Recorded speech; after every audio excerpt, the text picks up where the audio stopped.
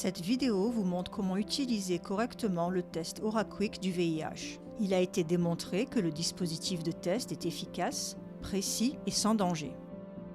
Il est très important de suivre les instructions pour obtenir un résultat précis.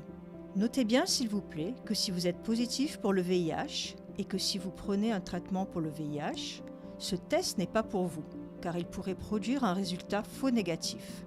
Ne mangez pas ou ne buvez pas au cours des 15 minutes précédant le test, ou n'utilisez pas de produits d'hygiène buccale au cours des 30 minutes précédant le test. D'accord, commençons. Tout d'abord, trouvez un endroit calme et bien éclairé, avec une surface plate pour effectuer le test.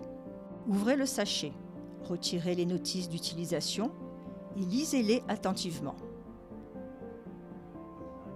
La trousse de test contient le bâtonnet de test, un tube de liquide et un support de tube.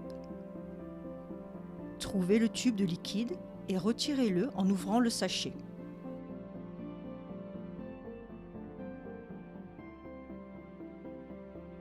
Ensuite, enlevez le capuchon, puis placez le tube dans le support de tube. Trouvez et retirez le bâtonnet de test. Le petit paquet présent dans le sachet est pour la conservation du dispositif de test et n'est pas nécessaire pour le test.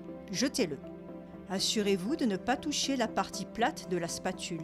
Passez la spatule une fois sur toutes les gencives inférieures et supérieures. Insérez la spatule du dispositif de test dans le tube jusqu'à ce qu'il touche le fond.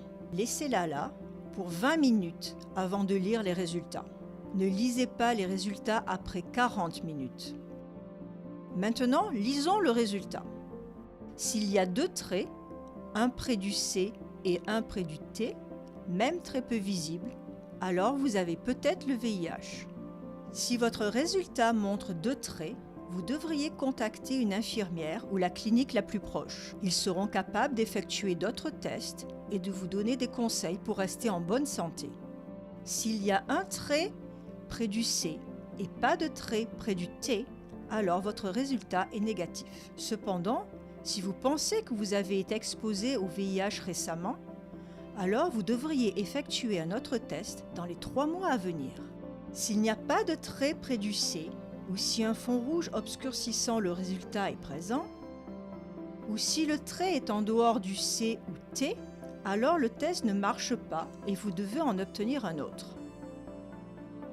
Maintenant que le test est fini, enlevez le bâtonnet de test du tube, remettez le capuchon sur le tube et jetez le tout à la poubelle.